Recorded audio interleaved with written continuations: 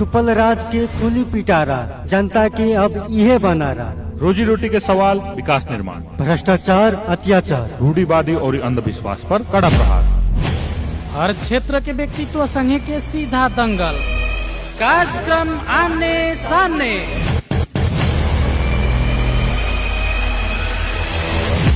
साता के 7 दिन सुबह 7:30 बजे से 8 बजे तक कार्यक्रम आमने सामने, कार्यक्रम आमने सामने।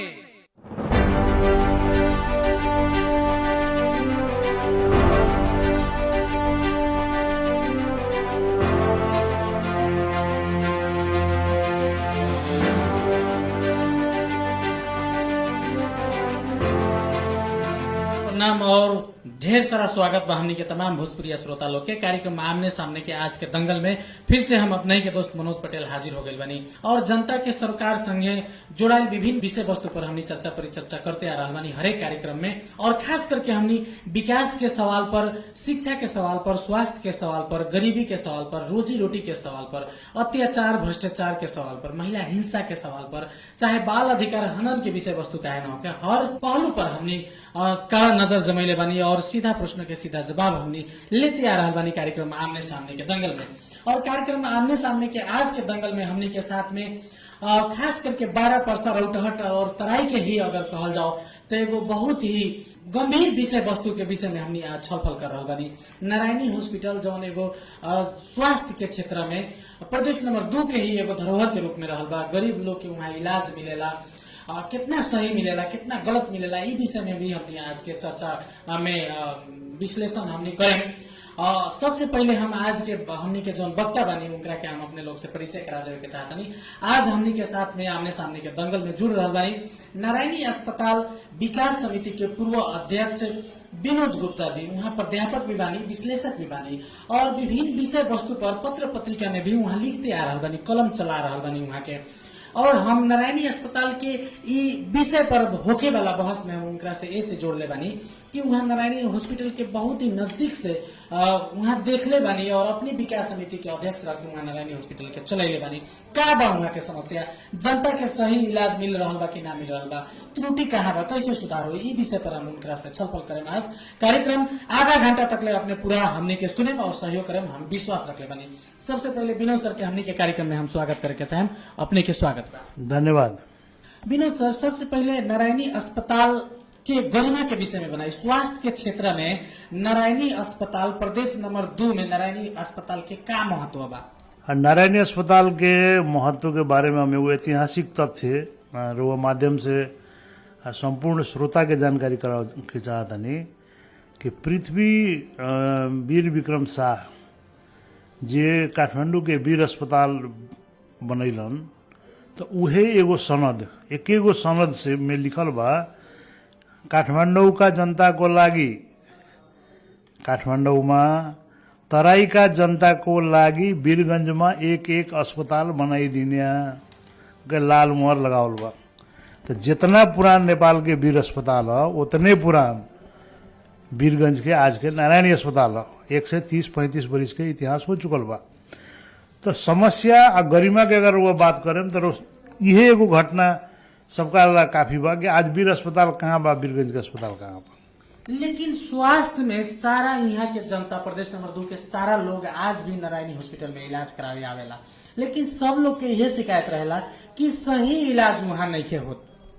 ना सही इलाज नहीं के होत, बात से हम बिल्कुल सहमत नहीं है। समस्या बा, समस्या का बा कि लोग के भी बुझे के पड़ल, का बुझे के पड़ल कि हमनी के का कहनी। आज रुआ वीरगंज के नारायणी अस्पताल में चल जाए, प्रशासनिक भवन, आवासीय भवन छोड़ के एगो भी सेवा सरकारी भवन में नहीं संचालित। महेंद्र आरोग्य भवन चंदा से बनल भवन आज जीर्ण हो गए, अस्पताल के सेवा बंद बा। ओपीडी चंदा से बनल भवन, ऐश्वर्य प्रसूति गृह चंदा से बनल भवन, इमरजेंसी बिल्डिंग त्रिवेणी गोपाल के ओर से बनल भवन। सरकार के आज तक ले वीरगंज अस्पताल में 2022 साल के बाद सेवा सुविधा विस्तार करेला 1 पैसा के लगानी नहीं। अपने कहे के चाहतनी ई स्पष्ट रूप में कि सरकार नारायणी हॉस्पिटल के बहुत हेपले बा विगत से अभी तक ले। बिल्कुल बिल्कुल, एमे कोनो दू मत नहीं। तो कैसे समस्या कहाँ बा? हमनी अपने कहतनी बहुत हेपले बा, लेकिन राज्य कहता हमनी तो सहयोग दे रहा बानी, उहे के लोग ओकरा के बढ़िया से संचालन नहीं के करे सक रहा। देखिए रुआ के हम बताया था चूंकि हम वो अस्पताल विकास समिति के अध्यक्ष रह के करीब करीब 18 महीना काम कैनी। हम जो ना टाइम में प्रवेश कैनी वो टाइम में अस्पताल के वित्तीय स्थिति का रहा है, हम रुआ को बताया था। विकास समिति के आमदनी 36 लाख रुपये, खर्चा 42 लाख रुपये। नेपाल सरकार के ओर से अनुदान प्राप्त होके के चाहिए 5 करोड़ 85 लाख रुपया। उनमें नेपाल सरकार विभिन्न कारण देखा के 1 करोड़ रुपया काट के 4 करोड़ 85 लाख रुपया अनुदान देते रहे। अब रुआ बताई जौन अस्पताल हर महीना कर्मचारी के नंबर 1 तलब देवे में 6 लाख रुपया घाटा बा। हमने कि वहाँ के कर्मचारी के दोष देवे नहीं।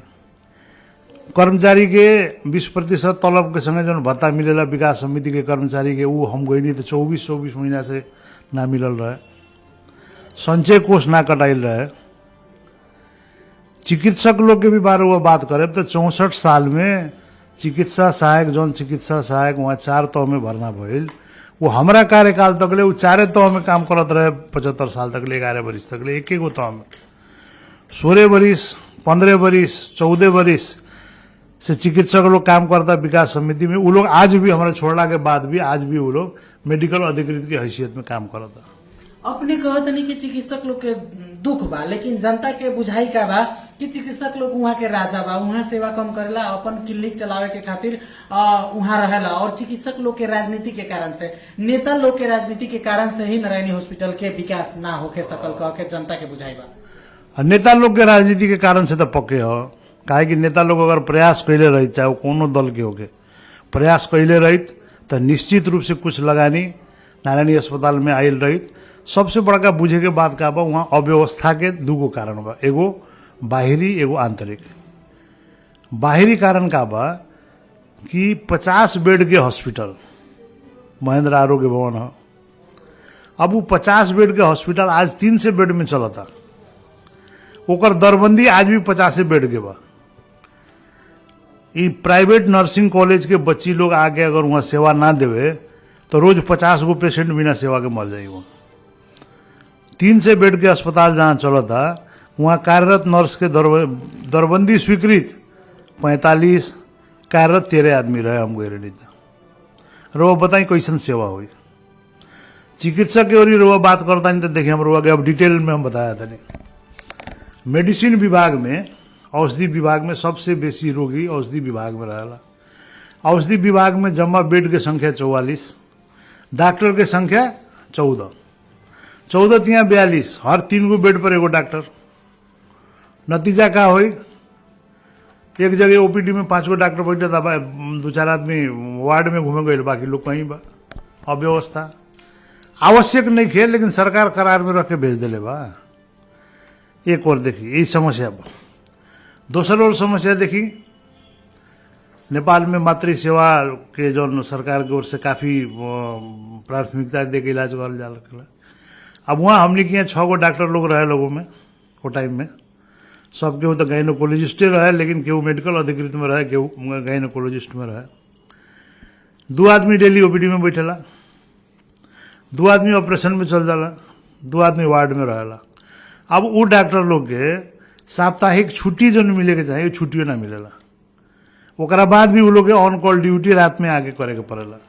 विनोद सर, कुछ तो वहाँ समस्या बा, जैसे कि डॉक्टर लोग के अपने बात करिए, डॉक्टर लोग से हमनी से भी बात होकेला तो लोग कहला हमनी के बहुत ज्यादा दिक्कत बा, यहाँ काम करे के अवस्था नहीं के, यहाँ तो पंखा ना चलेला, कुर्सी हम वर्षों वर्ष से ये कुर्सी पर बैठ रहा बानी। एगो डॉक्टर के वहाँ एगो जो सम्मान होके के चाहिए नारायणी हॉस्पिटल में ना मिलेला। फिर भी सारा डॉक्टर के आकर्षण के केंद्र नारायणी हॉस्पिटल का है। नारायणी हॉस्पिटल केंद्र भइला के कारण लिए बाकी सबसे ज्यादा अभी हमनी के जौना टाइम में हम छोड़नी नारायणी अस्पताल के ओपीडी में गर्म के महीना में 12 से पेशेंट डेली जांच होखेला।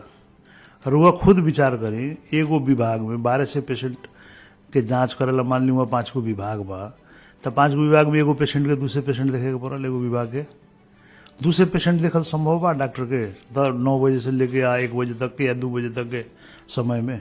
हम कहते नहीं विनोद जी, जैसे कि दिक्कत बा डॉक्टर लोग के, लेकिन सब डॉक्टर लोग चाहेला हमार नौकरी नारायणी में होको। ओकर कारण ही बा कि वहाँ पेशेंट के भीड़ ज्यादा बा। और वो यही से सोची अगर वहाँ वैलिड उपचार ना मिली, सही उपचार ना मिली तो मरीज वहाँ का करे जाए?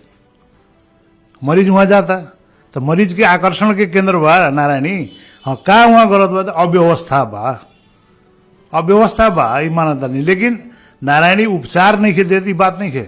वहाँ आकर्षण के केंद्र समस्या बा, वहाँ जौन समस्या बा ओकर वैज्ञानिक पद्धति से हमनी के समाधान नहीं करे सकत। यही कारण से हम अपना कार्यकाल में ओकर बाकायदा योजना बना के माननीय स्वास्थ्य मंत्री गगन थापा जी के दिले रहनी।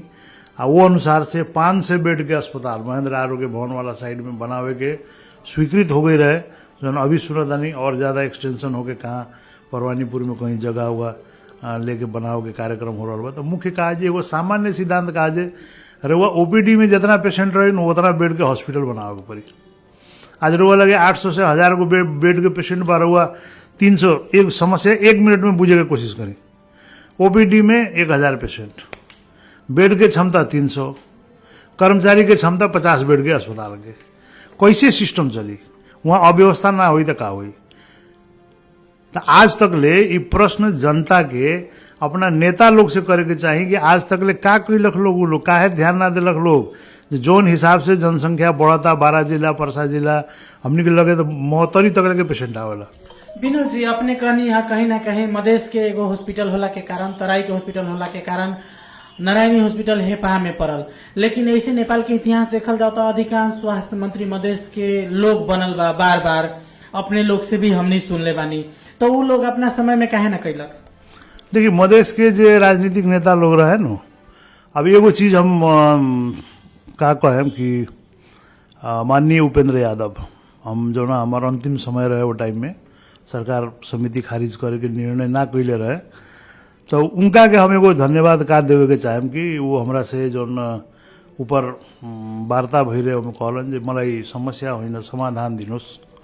तो हम उनका के 2 समाधान दिले रहनी। हम कहले रहनी जी सर, अल्पकालीन समाधान में तपाईँ यो अस्पताल को बजेट 10 करोड़ रुपया गरिदिनुहोस् सरकारी सहयोग, त्यो बिना यसलाई चलाउन सम्भव छैन। र दोस्रो, दीर्घकालीन योजनाको रूपमा यसलाई 1000 बेडको अस्पताल बनाइदिनुहोस्। तो ओकरा बाद से एगो निर्णय हमरा जानकारी में हो सकेला, बजेट बढ़ल कि ना हम नहीं कह सकत, लेकिन एगो निर्णय निश्चित भइल कि वीरगंज अस्पताल के केंद्रीय अस्पताल वो अपना कार्यकाल में अपना निर्णय से बना दिलन। और नेता लोग के अगर वो बात करता नहीं तो हमरा मूल्यांकन में कहा जी, तराई के विषय में प्रतीक में हम कुछ दिन आगे लेख भी निकलले रहनी। तराई के समग्र में नेता लोग के अध्ययन करें न तो उ लोग के सोच का बा, अपन वर्चस्व बनौले रहेला, अपना गांव के लोग के जनता के दबा के रखे के ताकि वो उठे ना। वो उठ जाए तो हमारा बराबर में खड़ा हो जाए। तो वो वर्चस्व बनावे रहेला। वो लोग का करेला जे हरदम काठमांडू में शक्ति केंद्र के नजदीक रहेगा पड़ल। शक्ति केंद्र के नजदीक रह के रउआ अगर चाटुकारिता करता नहीं तो रउआ उहे करे के पड़ी जो शक्ति केंद्र कही। रउआ जो कहम तो शक्ति केंद्र ना कही। एक किस्म के राजनीतिक संरचना भइला के वजह से वीरगंज के अस्पताल आज तक ओझल में पड़ल बा। रउआ के हमें वो घटना सुनाया तनी, चिकित्सक तैयार रहे सेवा देवे के, घुटना के ट्रांसप्लांट सर्जरी या डांड के ट्रांसप्लांट सर्जरी करावे के, आंतरिक राजनीति के वजह से नारायणी अस्पताल सारा उपकरण बा, एगो ऑपरेशन थिएटर तैयार करे के रहे। वीरगंज नगर पालिका रूम बना देम कहलक, हमारा पूरा कार्यकाल पर रूम ना बनल, उ सेवा सुचारू ना हो सकल। तो कहीं ना कहीं में राजनीतिक कर्मी लोग दोषी बा। आपने कहनी अपने लोग भी राजनीतिक एगो फील्ड से आके एकर नियुक्ति खास करके नेता लोग के ही नजदीक में रह लोग वो में बनेला। विकास समिति के अध्यक्ष नेपाली कांग्रेस के आयल तो नेपाली कांग्रेस के वैचारिक वाला आदमी विकास समिति के अध्यक्ष, अभी नेकपा के आ गए तो नेकपा के, लेकिन काम देखला गैला में अंतिम में 0। तो कहीं वह विकास समिति के जो अध्यक्ष के कुर्सी पर, सभापति के कुर्सी पर जो लोग बैठेला, उहो लोग के ऊपर राजनीतिक प्रेशर रहेला कि काम ना करे सकेला। जैसा अपने के का अनुभव रहल बा? देखियो, मैं 2 चीज बा। नंबर 1, आंतरिक रूप से रुआ देखे तो विकास समिति के जो नियम बा, नियमावली बा, वो में विकास समिति के अध्यक्ष के जोकड़ बना के रखल बा। हेर्ने, निर्देशन दिने, मेसुले गरेन भने के गर्ने कुनै अधिकार छैन अध्यक्षलाई। ओकरा के इतना गलत ढंग से लोग फायदा उठावेला। नारायणी में भी विषय में हम स्वास्थ्य मंत्रालय से लेके रहुआ का कहल जाला प्रधानमंत्री के कार्यालय में कथी कथी बा वो सतर्कता केंद्र और सबके चिट्ठी लिखनी, खुला रूप से भ्रष्टाचार, बिना बोर्ड के डिसीजन के टेंडर हो जाता। लेखा के कोष तथा लेखा नियंत्रण कार्यालय के फोन कोई नहीं। अब सर हमने तो बिल बीजक हेर्ने हो, बिल बीजक ठीक से बने ठीक है। कहे के मतलब विकास समिति पूरा निरीह बा, अगर भ्रष्टाचार भी हो तो विकास समिति कार्रवाई ना कर सके। विकास समिति अपना क्षमता से मेडिकल सुपरिंटेंडेंट के या अस्पताल के कोनो कार्रवाई नहीं कर सकत। मंत्री जी से बहुत अच्छा संबंध होके तो वो आधार पर मेडिकल सुपरिंटेंडेंट के दबाव दे के अपना इच्छा अनुकूल काम करा सकता। आ ना अगर भ्रष्टाचार करेगा बा तब तो दोनों ओर से मिलो चोर चोर मोसेरा भाई। तो अपने छोड़ते छोड़ते जब अपने विकास समिति से हटने तो वो वक्त अपने एगो श्वेत पत्र भी जारी करनी, विभिन्न समाचार माध्यम से भी अपने इस सब बात के उजागर करनी, लिखनी। ओकरा बाद भी कुछ नारायणी हॉस्पिटल में कोनो ऐसा किस्म के परिवर्तन के संकेत चाहे परिवर्तन भइल अपने देखा था नहीं? देखिए 3 गो महत्वपूर्ण काम हम कोई नहीं एकर मूल्यांकन जनता स्वयं करी। नंबर 1, औषधि पसल बंद करा के अस्पताल के अपन औषधि फार्मेसी संचालन करावल गई। अब आज जौन अवस्था में हो गए हम नहीं की तो विषय में हम कुछ नहीं कह सकत। नंबर 2, औषधि पसल बंद भइल। नंबर 2, वीरगंज में हृदय रोग विभाग अलग से बना के आज देखिए हृदय रोग विभाग एगो अलग ढंग से एगो स्तरीय सेवा प्रदान कर रहा बा। इमें संबंधित डॉक्टर वीरेंद्र बहादुर प्रधान के भी बहुत बड़ा योगदान बा। एगो महत्वपूर्ण काम भइल। एगो भवन निर्माण के काम 3 गो। चौथा जो हम सबसे महत्वपूर्ण काम कहनी जौनाला हमरा आज भी मन में खुशी नहीं कि हमरा तकलीफ बा। कौन चीज के तकलीफ बा कि नारायणी अस्पताल के बरुआ के अंतर्वार्ता के शुरू में कहनी है नारायणी अस्पताल के आमदनी हम जब प्रवेश कैनी तो विकास समिति के आमदनी 36 लाख रहे, खर्चा 42 लाख रुपया रहे। 1 साल निरंतर संघर्ष करके सीडीओ वीरगंज के नगर प्रमुख केहू तैयार ना रहे। अंत में बोर्ड मीटिंग में हमरा धमकी देवे के पड़ल, हम फलना दिन से जाता नहीं अस्पताल का ऑपरेशन बंद कर देव, हम ना संचालन करें अस्पताल।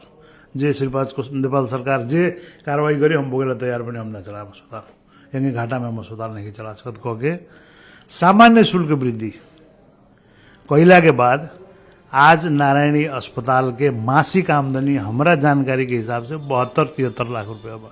70 से 72 लाख रुपया बा। कितना रहे पहले? 36 लाख। आज बस 70 से 72 लाख रुपया।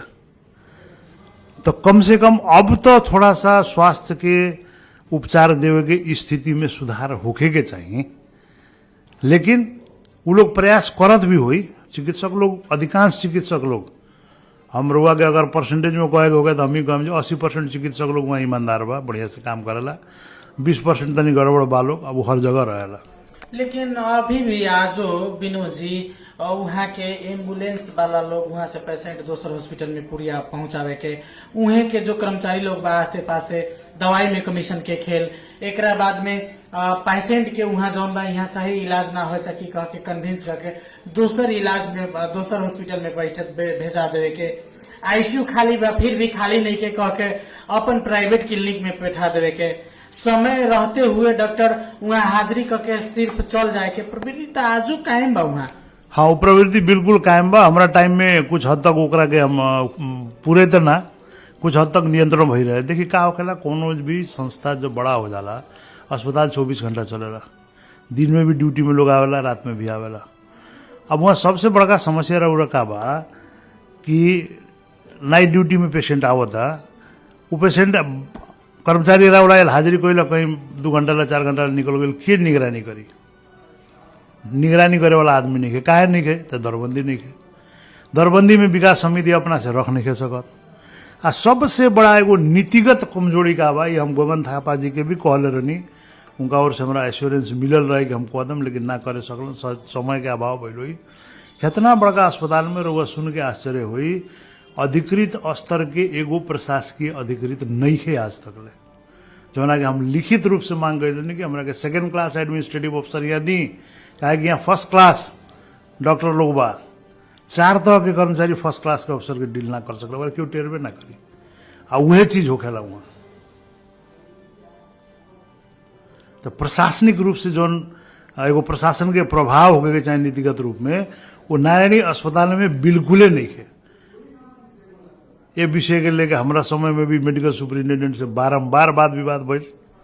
विनोद जी, अभी यहाँ के जनता के ये भी एगो आवाज बा कि नारायणी हॉस्पिटल के एनी टाइम फेलियर के अवस्था में रखे के, ओकर सेवा सुविधा सब बढ़िया ना हुए देवे के खातिर एगो बड़का टीम बीरगंज में काम करेला, जेमे कुछ नेता लोग, कुछ मेडिकल माफिया लोग और कुछ विकास समिति में ही काम करे वाला लोग बा, जब नारायणी हॉस्पिटल के एकदम दयनीय अवस्था में रखेला ताकि यहाँ के बड़ा बड़ा हॉस्पिटल सब चल सके। देखिए पिछला दिन में बड़का बड़का लगानी आ रहा बा बीरगंज हॉस्पिटल में, बीरगंज में हॉस्पिटल के क्षेत्र में, लेकिन नारायणी हॉस्पिटल की अवस्था ज्यों के त्यों बा।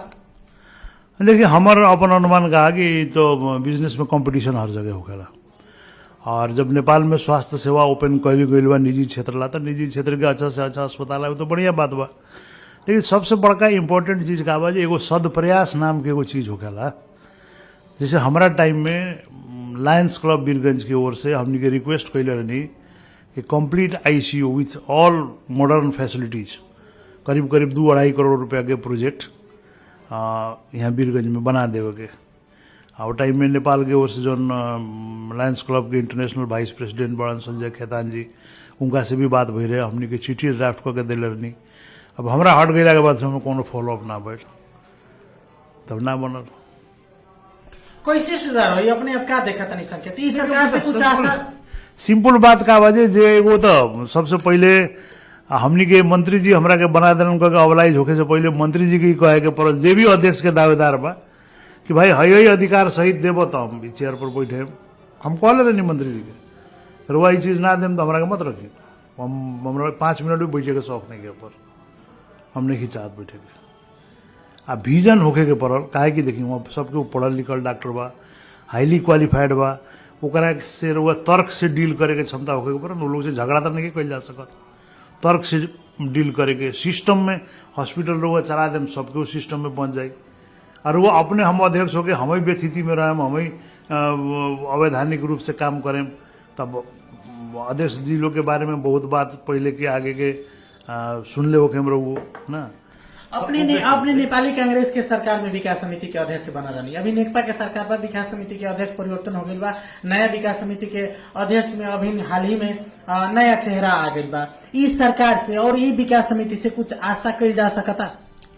देखिए तो वो लोग के कार्य क्षमता पर निर्भर करता। हम तो कुछ कहें तो लोग राजनीतिक प्रतिशोध ला बोलता रह, वो लोग का को के अपना कार्यकाल में दिखावता। जैसे नेपाली कांग्रेस की ओर से हम बनल रहनी तो हम ठोस काम कोई नहीं, का काम कोई नहीं, डिपार्टमेंट गठन कोई नहीं। आज रोज जाके देखिए जौन ओपीडी में डॉक्टर लोग ना बैठे के चाहे का है तो समस्या बुझे के पड़ेला। ओपीडी में टॉयलेट ना रहे, डॉक्टर लोग के पेशाब लागे तो ऑफिस में करे आवे के पड़े। यहाँ आवे लोग तो बैठ जाए, लोग तो एक कप चाय पिए, लोग तो जाए, तो पेशेंट वहाँ चिचिया था। अस्पताल बनावल गई, आई के कान के विभाग बंद रहे, कान के विभाग चालू करे नहीं, हृदय रोग विभाग अलग से गठन भइल है, इंडोक्राइनोलॉजी और छाती के अलग से विभाग गठन करे के प्रक्रिया में हमनी के लागल रहनी। और वह अल्ट्रासोनोग्राम मशीन के कमी रहे, ओकरा के लिए नहीं एक्सरे मशीन नया मंगावल गई। हमनी के प्लानिंग रहे कि गाइनोकोलॉजी और के एक्सरे गाइनोकोलॉजी डिपार्टमेंट में होगो, जनरल लोग रोड क्रॉस करके ये साइड में आवे के ना पड़े। अब ये सब बहुत काम ना होके सकल, लेकिन 3-4 गो बहुत ही ठोस काम एगो के तो हम कह देनी ना कहें, बिल्डिंग बनावे वाला काम के योजना के शुरुआत करा देनी 500 बेड के, सबसे महत्वपूर्ण चीज ओकरा के मानल जाई। नंबर 2 अपन फार्मेसी खुलल, हृदय रोग विभाग के गठन भइल। हाँ, अस्पताल के शुल्क में जौन हम परिवर्तन कैनी वो टाइम में बहुत विरोध भी भई रहे, लेकिन आज ये अवस्था बा कि अगर ईमानदार आदमी उस चेयर पर बैठे तो नारायणी अस्पताल अपना खर्चा से अपना क्षमता अनुसार के कर्मचारी रख के अस्पताल चला सकता। विनोद जी, अंत में अब जैसे कि इतना हमने छलफल करनी है, अंत में नारायणी हॉस्पिटल के सुधार के खातिर व्यथिति बहुत बा, हमने सुननी है, परिवर्तन लंबा समय से नहीं के होत, तो अब एक नया युग में नया तरीका से नारायणी हॉस्पिटल के ले जाए के खातिर एगो आदमी के स्वास्थ्य बहुत ही बड़का महत्वपूर्ण और बहुत बड़का धन बा। स्वास्थ्य के क्षेत्र में प्रदेश नंबर 2 पीछे बा। वीरगंज एगो आर्थिक राजधानी भी बा। यहाँ के लोग समृद्ध बा, यहाँ के लोग पढ़ल लिखल भी बा। आज के डेट में नागरिक समाज के, यहाँ के व्यापारी लोग के एगो महत्वपूर्ण भूमिका हो सकता वीरगंज के अगला दिशा में विकास के खातिर। देखिए, सबसे बड़का चीज का बा हमनी के इतना बुर्बक बानी, नेपाल सरकार खुद नेपाल स्पष्ट रूप से उल्लेख वो कागज हमारा में जवाब दिलक तो अंदरुआ आज ही फिर सार्वजनिक रूप से हम कहे के चाहतनी कि सर 2042 साल में ऐश्वर्य प्रसूति गृह बनल, वो बनला के बाद से आज तक टॉयलेट के कोनो सर म तेल को पैसा मात्र दिन सक्छु, अरू पैसा तो म दिन सक्दैन। तो बेचारा सहयोग कैलन, गाड़ी भेजलन। 5 गो टंकी में आज भी सुनली, आज हम चैलेंज रुआ रेडियो ले रहे बिहान जाके चेक करें। 4 गो टंकी हम सफा करो नहीं, एगो टंकी ला पाइप ना पहुंचल। आज भी इमरजेंसी भवन के पीछे जो टंकी बा सेफ्टी टैंक, ओकर एगो ढक्कन खुलल बा, वो पूरा सॉलिड हो गई बा, पत्थर हो गई बा। वो टंकी जाम बा, डायरेक्ट मोज में फोर बाला। रुआ बिहान जाके चेक करी।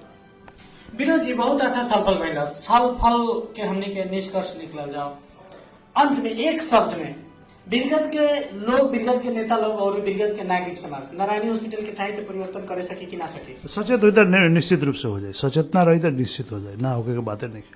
जी बहुत बहुत धन्यवाद हमने के तमाम श्रोता लोग के। और एगो अनुभवी के हिसाब से और एगो नारायणी अस्पताल के विकास समिति के अध्यक्ष के, पूर्व अध्यक्ष के भी हिसाब से, प्राध्यापक, विश्लेषक, एगो पत्रकार के भी हिसाब से वहाँ कहलिए कि सचेत होके के पड़ल।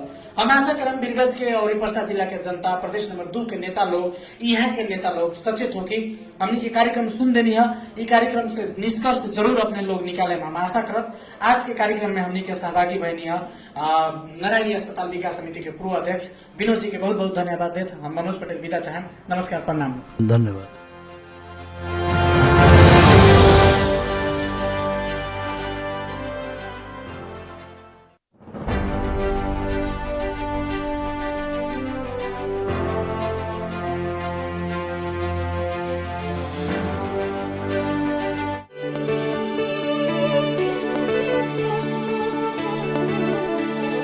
गाउँ सहर सारा गुन्जाउने यो हो रेडियो सान्वी 96.4।